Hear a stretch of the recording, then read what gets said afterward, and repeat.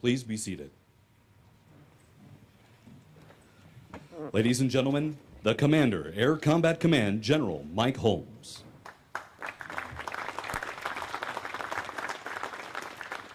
Well, thanks everyone, and welcome to this beautiful museum on this happy day, as we said, approaching the 4th of July. I'd like to add my special thank yous. Secretary Wilson, General Goldfein, we're here in town and couldn't stay away. So I told Colonel Thornton that we're lucky to have him here, but you know, they're here for him, and they're here for the family, and they're here for this event, and we're really happy to have him. Also glad to say hi to my old friend, Donk Strasburger. Donk is one of the Air Force's greatest combat leaders. You'll hear more about him as we go, and I'm glad that he's here. But to the family, Shirley Keith, Greg's mother, Phil Thornton, his father, and his wife Brenda, Soledad, Nicholas, Tricia, and Nathan. I do want to point out that Nicholas is a senior airman assigned to the 22nd Special Tactics Squadron. He's looking good. He said, "Dad, do I have to wear my blues?" Dad said, "Absolutely, you have to wear your blues." And we're proud of him. He's in the family business of making sure that air power is delivered to folks on the ground and carrying on that tradition. So thanks, Nick. Other family members, Rick and Emily, Greg's sister. The Emerys with their children, Richie and Sophia. Jim and Teresa Carley, Greg's sister, with their children, Alea, Rylan, and Baylor. JD and Heather Lane, Greg's sister, with their children, Brody and Heidi. And Greg's uncle, Gerald. There are other friends and co-workers here. One member who's not here that we'll talk about during the ceremony is Lieutenant Colonel John Coke Bloker, who also played a part in the events that we'll discuss today. So thanks for inviting me here to be a part of this ceremony. It's one of the things I enjoy most about my job. It's the opportunity to meet and recognize amazing airmen and the families that are the driving force of Air Combat Command and our service. Now, most aviators I've met, despite what you may believe, are pretty humble about talking about their own accomplishments. So my job is to be here and tell you about the events that took place on that day in a way that Billy Bob probably won't. And I'm looking forward to being able to share that with you. I want the family particularly to be able to hear it. Last, thanks to Jack Hudson and the museum. I've been here often. It's better every time I come. What a perfect setting for this event. I love the location. It's the best Air Force and Aviation museum in the world. And thanks to the volunteers, the staff, protocol, the band, everybody that's here to make this ceremony special. I told Billy Bob that with the secretary and the 4-star, you get the whole band. It's a pretty good deal. If you haven't noticed the signs yet, we're in the Battlefield Airman exhibit, this part of the hall. Sitting behind you over your right-hand shoulder back there is an A-10 that will figure into today's events. And that's actually the A-10 that Captain Paul Johnson was flying in Iraq when he earned an Air Force Cross, the second highest decoration that we provide in the Air Force. As you walk around this area, if you go around the corner and come to the left, you'll see what I call the Donk Strasburger Memorial here in the museum. But Donk's flight suit from this same mission that we're going to talk about and some other materials from this mission are around the corner. And so I invite you to stick around for a little bit and walk around and check things out. So here we are, coming up on the 4th of July weekend. How did we get here? It's been a long time since the war that we're talking about. Why are we doing this today? So Captain at the time, now Lieutenant Colonel retired, Gregory Billy Bob Thornton, as you will soon hear in his official citation, had one heck of a day on the 6th of April, 2003, while flying in support of U.S. ground troops in Operation Iraqi Freedom. For his outstanding performance on that particular afternoon, he was awarded the Distinguished Flying Cross with Valor, an important decoration in the Air Force. But 13 years later, in May of 2016, then Secretary of the Air Force Deborah Lee James directed a review of medals from recent conflicts in Iraq and Afghanistan to ensure that service members were appropriately recognized for their actions. Two boards reviewed 147 award nominations from that period. At the end of the process, Secretary James approved 9 of the 147 for upgrade to a higher award. One of those selectees for the Silver Star was Billy Bob. Now, this is a big deal. The Silver Star is one of the Air Force's top 3 awards, superseded only by the Medal of Honor and the Air Force Cross. And at the end of that review, our chief, General Goldfein, said, "For 70 years, airmen have answered the call by flying, running, or moving to the sound of the guns. The airmen we are honoring with these awards join a long blue line of warriors who studied, trained, and prepared so they were ready to answer the call when their moments arrived. I could not be prouder of them and their families for their courage, sacrifice, and professionalism. And well said, Chief, and thanks for joining us here today. And I'd particularly point out that part about warriors who studied, trained, and prepared so they were ready to answer the call. The Silver Star is awarded for gallantry in action while engaged against an armed enemy of the United States. It's recognition for singular acts of valor or heroism over a brief period. And for pilots, this usually means intentionally and successfully risking his or her life multiple times under combat conditions and then emerging victorious. The Silver Star was established in 1918 and first awarded in 1932. Some historic Air Force recipients that epitomize this award are Richard Bong, America's ace of aces, Colonel Christopher Barnett, a Pavehawk search and rescue helicopter pilot who engaged with the enemy on 4 different occasions in Afghanistan. And this same review upgraded 2 of his awards to Silver Stars, 2 of the 9. And then people like Staff Sergeant Keaton Thiem, combat controller from the 22nd Special Tactics Squadron, who exposed himself to enemy fire to coordinate close air support during a 14-hour firefight. Those are the kinds of things that people do to earn this decoration.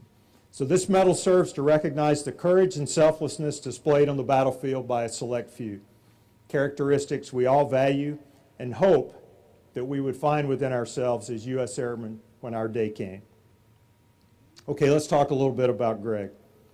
Greg retired in July of 2015 as the commander of the 557th Flying Training Squadron at the United States Air Force Academy. At the end of 27 years, it began as an enlisted airman, got a commission, went to pilot training. We were talking about it. He was deployed to Africa. He was playing volleyball with some pilots. He said, "What do you think? Could I do it?" And they said, "Absolutely. Look at us. We can do it. You can too."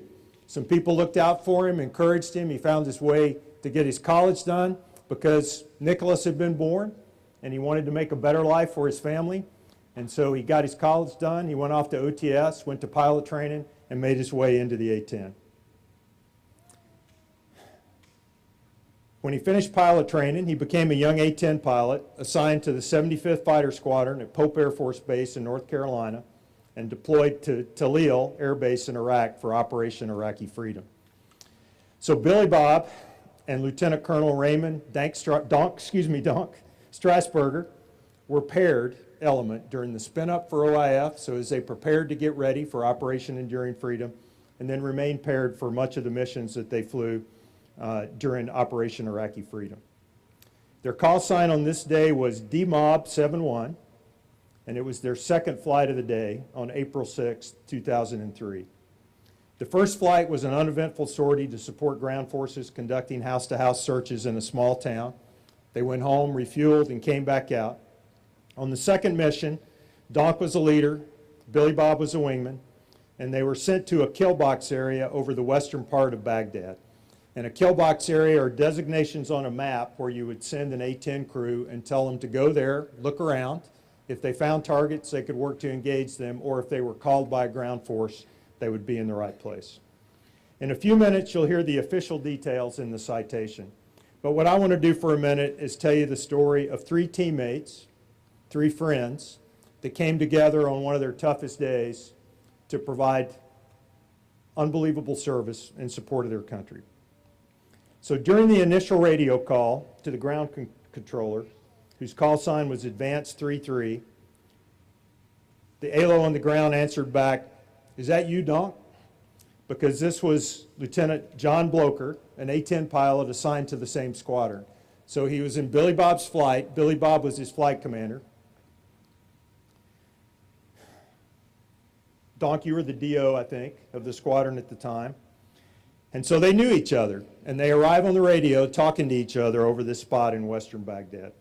Coach says that from the moment I heard their voice, I knew I could trust them, and I knew everything was going to work out okay. Barely after they passed their hellos, Coach paused and then said, "We're taking direct enemy tank fire, and we need you in here now." So the unit they're called in to support has been racing across Iraq in the dash toward Baghdad, lightly armed, a small unit with their supply train. They come to the river and they're being engaged across the river by a counterattacking force that has tanks and are shooting direct tank fire. So not lobbed artillery from a target they can't see, but the guns depressed, direct tank fire into the unit across the river. The battalion was the most northern friendly unit in central Iraq, low on fuel and ammo, and now pinned down by direct enemy tank fire. D-Mob at the moment was flying over a fierce sandstorm, and if you remember Iraqi freedom, you may remember that period during the battle where operations were slowed down by a giant sandstorm that stretched from the surface up to 15,000 feet. But as soon as the call for help came over the radio, they rolled their A-10s and pulled down toward the fight. They were immediately engulfed in the sandstorm, and the visibility dropped to less than a mile. Now, Doc and Billy Bob's first priority was to make sure they were deconflicted from each other. So they set up kind of their standard night procedures because they couldn't see each other to make sure that they were deconflicted either in space or in altitude so that they wouldn't run into each other. Doc says here, and there's a reason why we didn't give Doc a speaking part. He'll get one later, I'm pretty sure. There was a point in the sortie early on as we made our assessment that we might actually be in a position to provide supporting fires, that as long as we pushed the ROE and were willing to accept the consequences, that Billy Bob and I talked about putting our wings on the glare shield and going for broke, something along the lines of, are we ready to go do this? Followed by a steady, calm, and resolute, determined response from Billy Bob of 2. Doc says, that was my combat pair, Billy Bob, responding in the affirmative, just like he always did. Billy Bob says, Doc and I were flying in the high teens above a sandstorm that reached from the surface up to about 15,000 feet. As soon as the call for help came over the radio, we rolled our 2 A-10s on their backs and pulled toward the fight. As soon as we entered the sandstorm, visibility dropped to a mile. We sectored the target and used nighttime deconfliction measures to keep from hitting each other and expediting the attack runs. Doc made the first pass along the Tigris River, using the river as his lead into the target area. So the visibility was so poor that the only way to stay oriented was to follow the river. And so on each of their runs, they're going to follow the river back into the target area, which means on each of their runs, they're coming from the same place and the same angle, which means the gunners on the ground get time to practice with each run, know where they're coming from, get their guns pointed in that direction, and set up. Doc made the first pass. He was able to confirm the target area with Coke and make sure they were looking at the right place and see the area. And then Billy Bob followed using the talk-on from Coke to hit and destroy the lead T-72 tank at the edge of the bridge.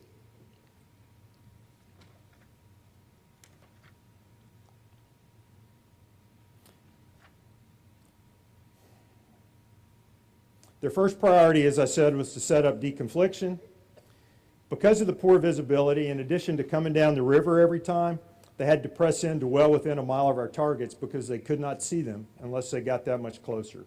So that's well within the range of the 23 millimeter, 37 millimeter, and 57 millimeter anti-tank aircraft guns that continuously fired back. On the fourth pass, a shoulder-launched missile flew by the left side of Billy Bob's jet. He took a look at it, continued his pass, and rolled in. In the citation, you'll hear about the kills and you'll hear about the results of what happened on the ground.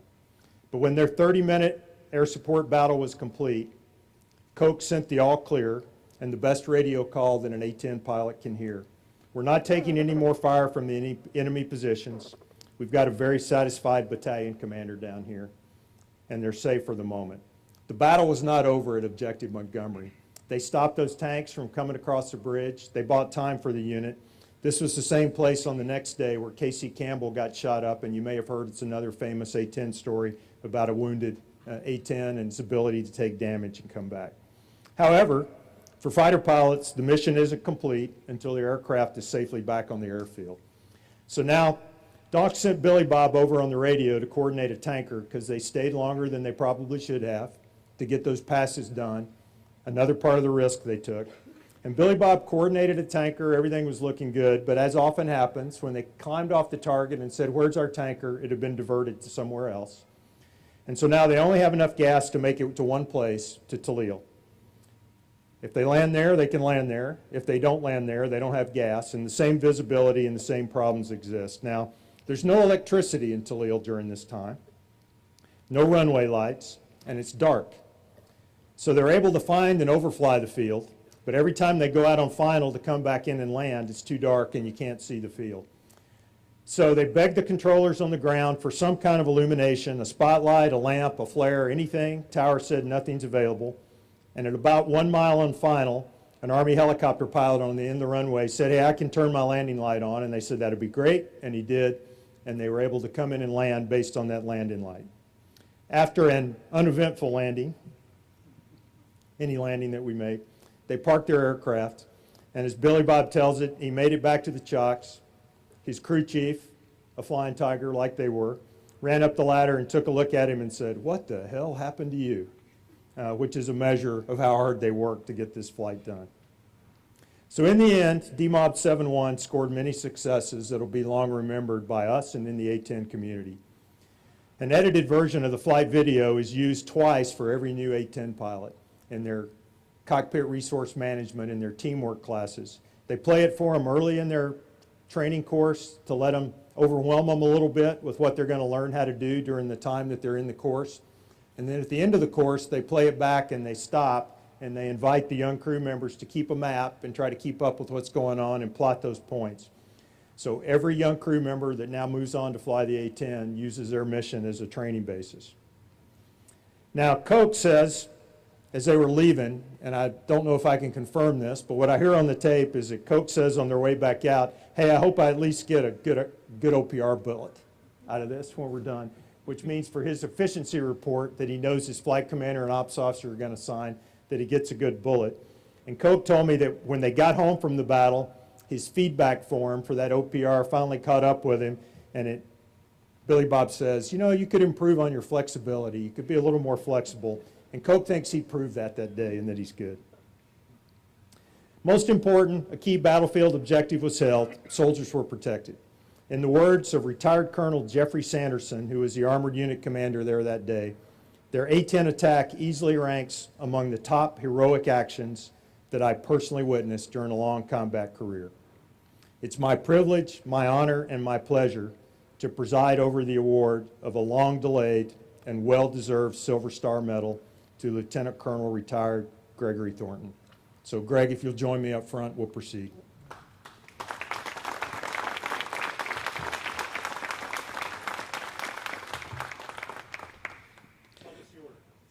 Please stand as General Holmes presents Lieutenant Colonel Thornton with the Silver Star. Attention to orders. Citation to accompany the award of the Silver Star Medal to Gregory D. Thornton. Captain Gregory D. Thornton distinguished himself by gallantry in connection with military operations against an armed enemy of the United States near Baghdad, Iraq on 6 April 2003.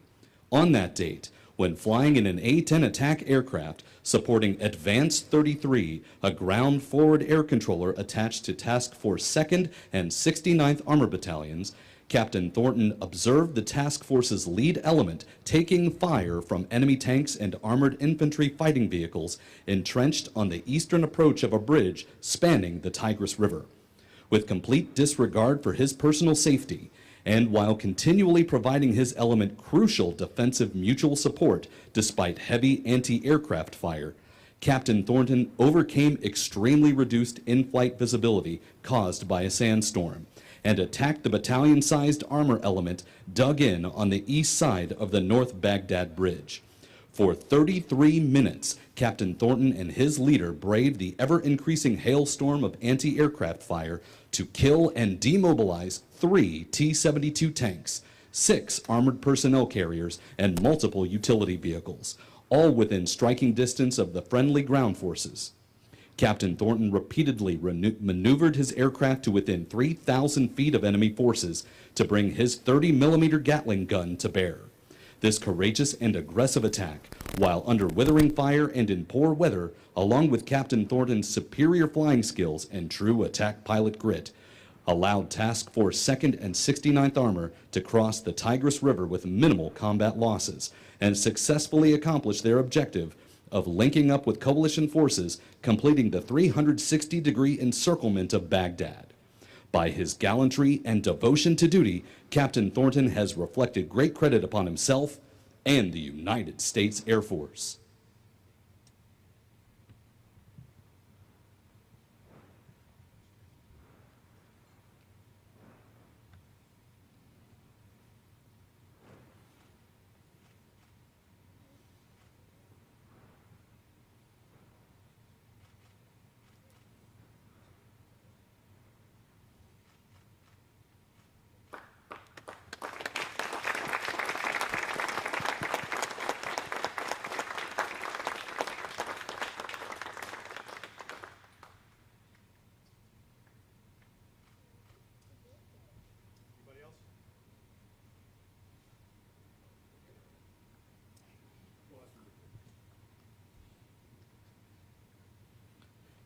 Thank you, General Holmes. Ladies and gentlemen, you may be seated. It is my distinct honor to present to you our Silver Star recipient, Lieutenant Colonel Gregory D. Thornton.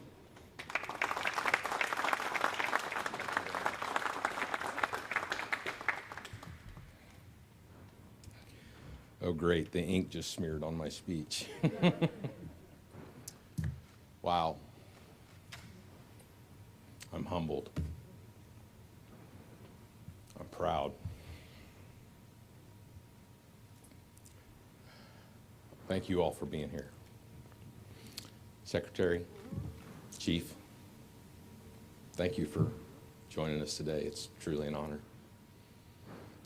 To the National Museum, what a great facility that you opened your doors to my family today and just welcomed us, and it was tremendous. So thank you very much.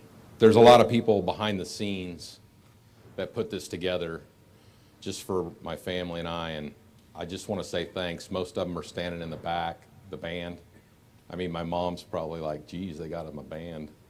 My kids are like, geez, they got him a band. We'll never hear the end of this, you know?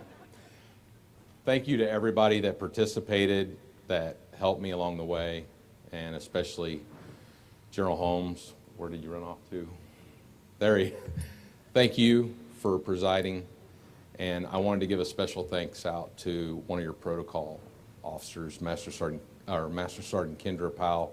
She was my point of contact, and she did an amazing job answering my questions and taking care of us. Truly professionals.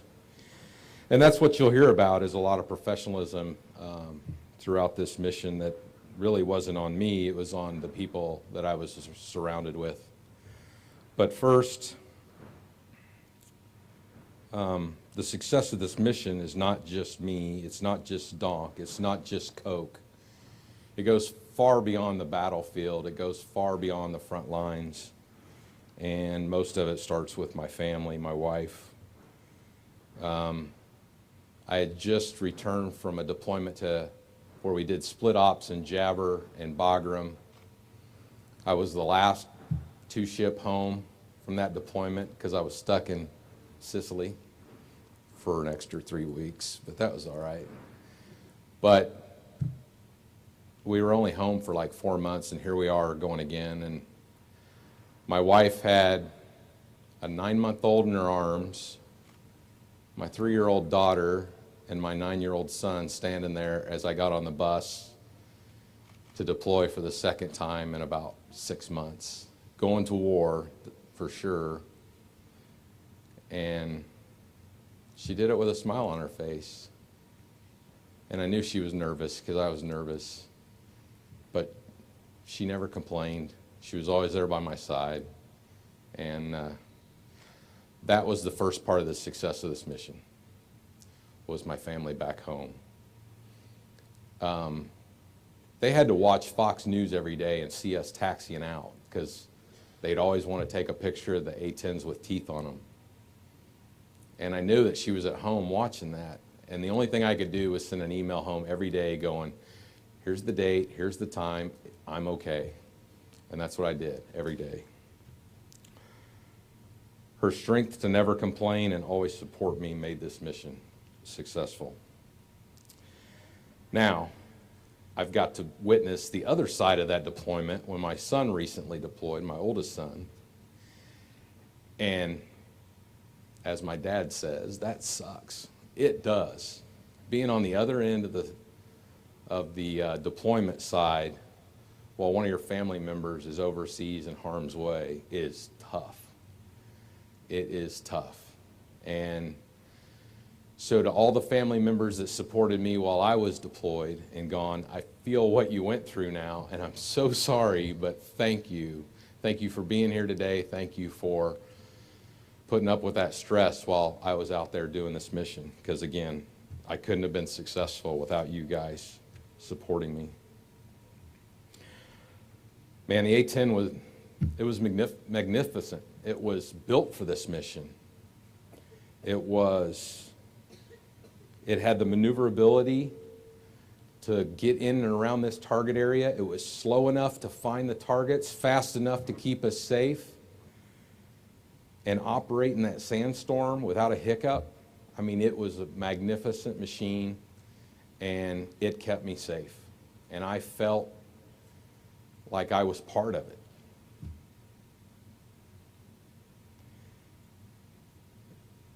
The sound of her gun makes an enemy run and hide.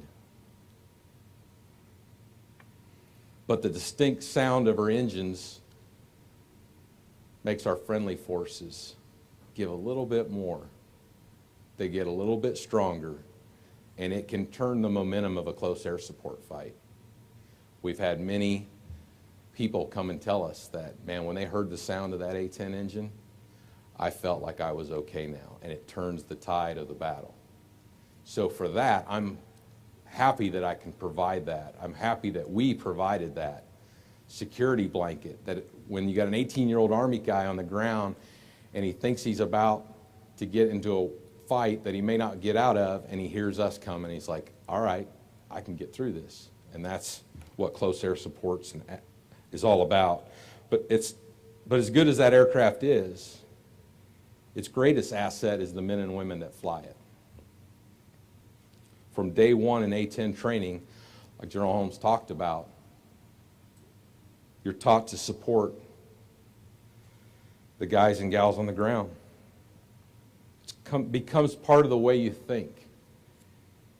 Close air support's not just a mission, it's an attitude, and the A-10 Brotherhood trained me for this mission. One motto we used to hear was, treat every training sortie like it's your last one before combat. So, the success of this mission is on every A-10 pilot I ever flew with, who trained me, the instructor pilots, weapons officers, flight leads, wingmen. They made me better. I wanted to be better. I wanted to make them better, so that when I got into this situation, or when they get into this situation, they can provide the close air support that saves someone's lives. So for them, I'm thankful. And for them, they made me successful for this mission. Now, a championship team doesn't happen overnight. It starts with the right people, a culture of professionalism, an attitude of winning, and lots of practice. And the 75th Fighter Squadron was my championship team. We've got a few members in the audience. If you're a 75th Fighter Squadron member, would you please stand up? Get up.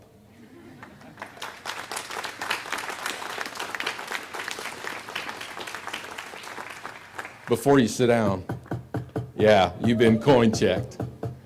Who's buying? Facts. All right. These are my brothers in arms.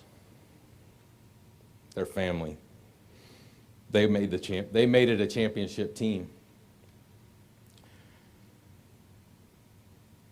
We walked in the shadows of legends because we came from the American Volunteer Group, nicknamed the Flying Tigers.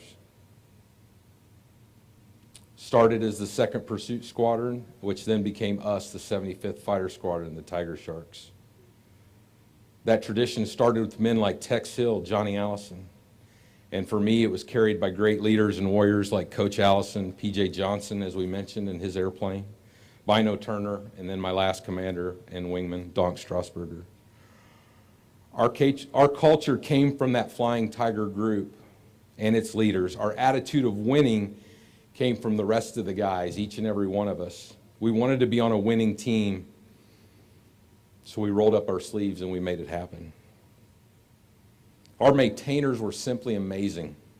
Hardest working men and women in the world, and would do it all for just a simple thank you. On my third combat mission for Iraqi freedom, Donk and I were headed out western Iraq. We took off. I was 22nd trail on him, and I couldn't get the gear up. He pressed to the target. I came back around. What normally would take 45 minutes to turn an A-10 fairly quickly. They parked me next to the spare. There was a crew chief in there. He had the engines running. They had a team of about 5 people. And from landing to airborne in my spare was 15 minutes. It was amazing what these guys, these men and women, were able to do during that time. They made this mission happen. Also, our intelligence shops, ops folks, life support, medical team, all those people, they all were part of us, part of that championship team. They were all Tiger Sharks. All right, now Donk and I's relationship, good Lord. And we're lucky we didn't give him a speaking part. It started really with our working relationship in the squadron. He was the DO, and I was in charge of the scheduling shop before I became a flight commander, actually. And training flights, upgrade flights, a deployment to Bagram. We flew several times together, including Donk giving me my mission check during convoy escort in Bagram, Afghanistan. And then in February 2003, we deployed to Kuwait for Iraqi freedom. It's at this time that the squadron assigned combat pairs.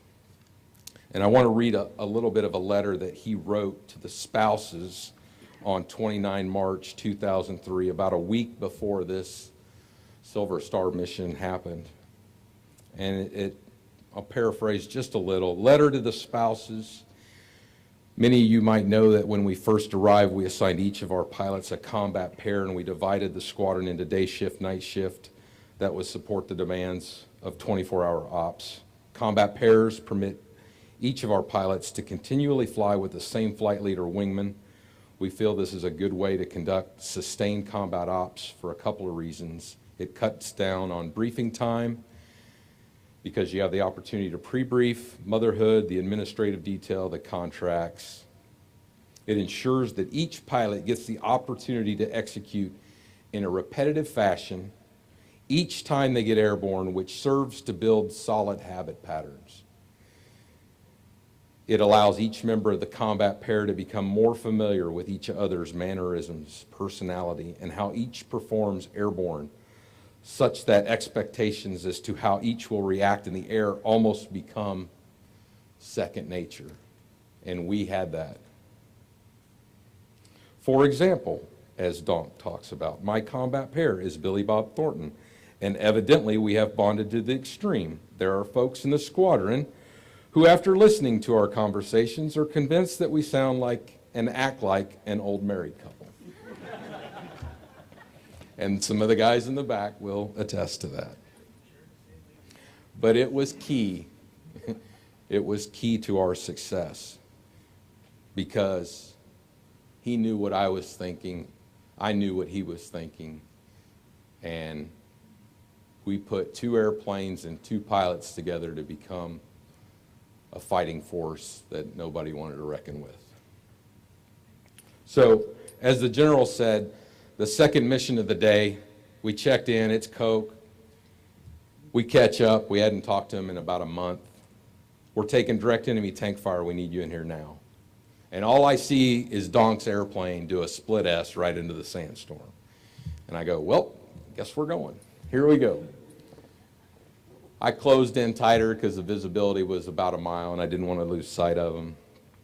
Coke and him started to build the detailed integration of the target area and coming up with a game plan as I tried to follow along and help build the picture on the map. As they said, Donk's first pass was a recce pass, and then I go in on my first one. And just like they taught me every day on the range, pipper on the target, pack one, shoot, pack on, and let her go. and off-target, jink, maneuver, chaff, flare. Okay, that's how it works. Hey, that's how it worked. And then the secondary explosion of the tank, and I'm like, that didn't happen on the range. Wow, I got him. And I think I said that in my tape. I got him. I was just so happy that I was successful on the first pass to get that lead tank, because I knew that we were protecting Task Force 269 armor. Now, on my fourth pass, as General Holmes was talking about, I saw what appeared to be something go by the left wing, just right underneath the left wing. And we believe now it was probably a man pad. But at that time, I didn't know what it was, so I just jerked the airplane away towards the friendlies like I was trained to do, and a little bit more of a higher heart rate. My throat, or my tongue goes down my throat. I'm a little bit more nervous, and then I hear Donk's voice. Are you okay? And I just kept the turn going and went right back in the target area. Because that's all it took, was to hear my combat pair come on the radio, to hear his voice. My wingman's watching me. I'm good to go. Let's do this. And there we went back right into the target area.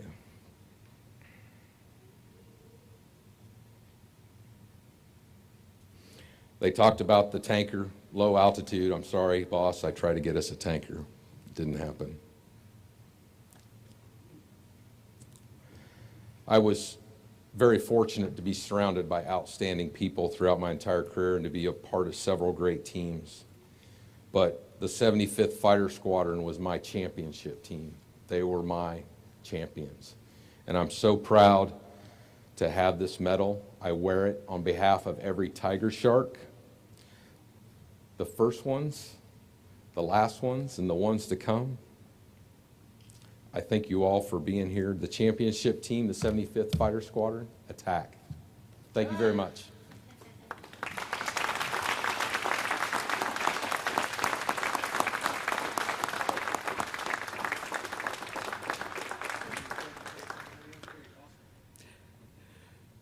General Hudson, Colonel Strasburger, would you please join Colonel Thornton on stage for the portrait donation?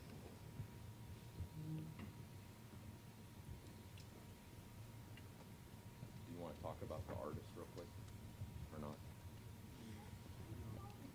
Real quickly, we had an artist do a rendition of our sortie, and this piece of artwork is that portrait, and we are donating it today to the museum. So.